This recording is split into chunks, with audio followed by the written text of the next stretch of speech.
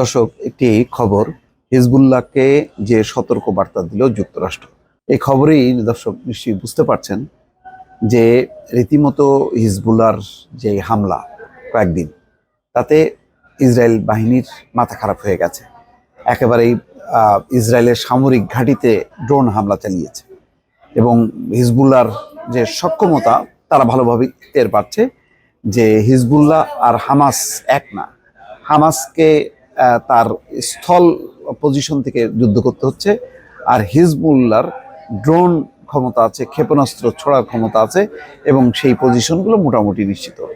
তো সেই কারণে সাম্প্রতিক সময় একেবারেই ইসরায়েলের যে প্রতিরক্ষা মন্ত্রী ছুটে গেছে ওয়াশিংটনে, তার অস্ত্র দরকার হিজবুল্লাহর আক্রমণ ঠেকানোর জন্য।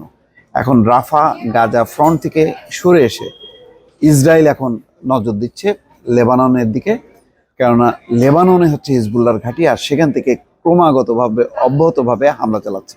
হিজবুল্লাহর একটাই কথা যে গাজায় হামলা থামাতে হবে, যদি তারা হামলা থামায় তাহলে হিজবুল্লাহ কোনো হামলা চালাবে না। আর যতক্ষণ পর্যন্ত তারা গাজাতে হামলা চালাতে থাকবে হিজবুল্লাহ ততক্ষণ তার ধারাবাহিকতা অর্থাৎ হামলার ধারাবাহিকতা অব্যাহত রাখবে।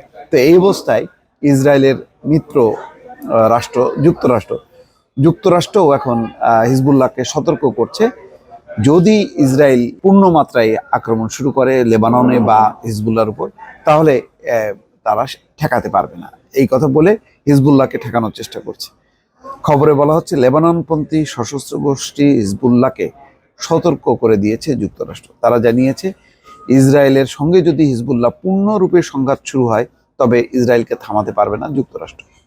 ইসরায়েলি সংবাদ মাধ্যম টাইমস অফ ইসরায়েলের এক প্রতিবেদন থেকে এই তথ্য জানা গেছে। গত বছরের 7ই অক্টোবর গাজায় ইসরায়েলি অভিযান শুরুর পর থেকে একাধিকবার লেবানন সীমান্তে সহিংসতার ঘটনা ঘটেছে। দুই দেশই সীমান্ত থেকে বেসামরিক নাগরিকদের সরিয়ে নিয়েছে। লেবাননের উত্তরাঞ্চলীয় সীমান্তের নিয়ন্ত্রণ ইরান সমর্থিত সশস্ত্র গোষ্ঠী হিজবুল্লাহর কাছে। তারা বেশ কয়েকবার হামলার সাথে সংঘাত, এখন পর্যন্ত শতাধিক যোদ্ধা নিহত হয়েছে। একই সময় লেবাননের কয়েকজন বেসামরিক নাগরিকও ইসরায়েলি হামলায় প্রাণ হারিয়েছে। সাম্প্রতিক সময়ে ইসরায়েলের ড্রোন হামলায় হিজবুল্লাহর একজন শীর্ষ কমান্ডার নিহত হয়েছে। তারপরেই হিজবুল্লাহ মরিয়া হয়ে আক্রমণ শুরু করে।